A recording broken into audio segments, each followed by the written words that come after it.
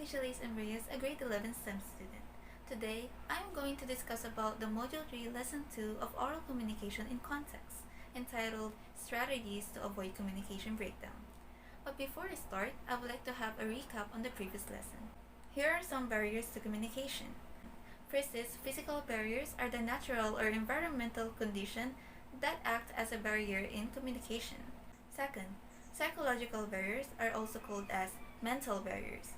These refer to social and personal issues of a speaker towards communicating with others. Third, cultural barriers pertain to communication problems encountered by people regarding their intrinsic values, beliefs, and traditions in conflict with others. Fourth, linguistic barriers pertain conflicts with regard to language and word meanings. Fifth, physiological barriers happen when your body is not at its best condition. Now, Verdiver 1991 gives a similar idea of barrier when he classifies noise into three kinds. External noises are the sight, sound, and other stimuli that draw people's attention away from intended meaning.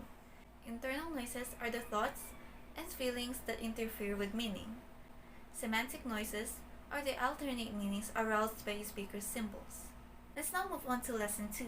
In this lesson, you will find out how this breakdown of communication can be avoided. There are 18 strategies in this module, but I am just going to discuss 5 of them.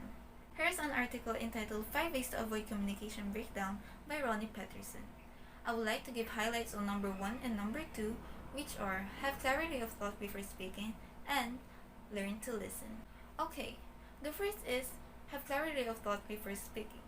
Arranging your thoughts before you speak will help you communicate clearly and prevent misunderstanding or confusion to the person you are talking to. For example, you have ideas in your head that you want to share in your group activity. Before you say your thoughts to your group mates, you must arrange them so that the receivers, which are your group mates, will decode your message easily. Because if you did not, the receivers will get confused. The second is learn to listen. It may sound simple, but this is very important to convey a message. Obviously, you can't understand a message without listening. Paying attention will help you gain the important information sent by the sender as well as questioning when something is unclear. For example, you are paying attention to your math teacher's discussion because afterwards there will be a quiz. But during the discussion, something is bothering you in that particular topic. So in order to understand, don't hesitate to ask your teacher in a polite manner to clarify or repeat the explanation.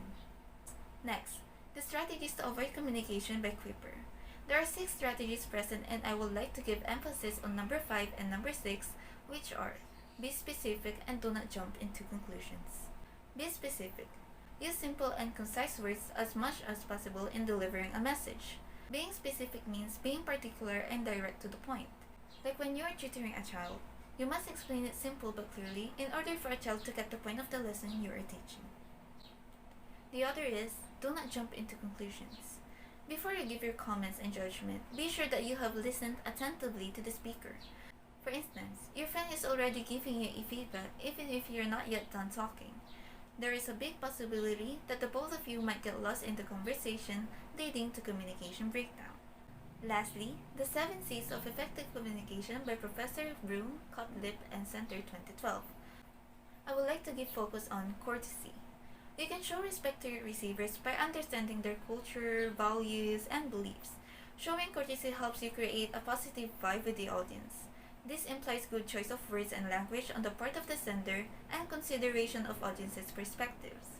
For instance, traveling to other countries, knowing their culture, values, and beliefs will help you conversing with others. Being careful of how you deliver a message and considering your receiver's point of view is already showing respect. Breakdowns in communication may arise because of several factors, but these factors may be avoided if you follow strategies put forward by the experts in the field. This is the end of my discussion, and I hope you learned something. Once again, I am Lichalis and Reyes. Thank you for watching.